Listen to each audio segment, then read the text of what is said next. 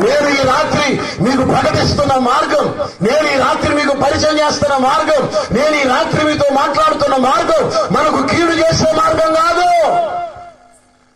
జీవితాలను మార్చే మార్గం, కుటుంబాలను మార్చే మార్గం, విప్లవాత్మకమైన మార్పులు కలుగు చేసే మార్గం.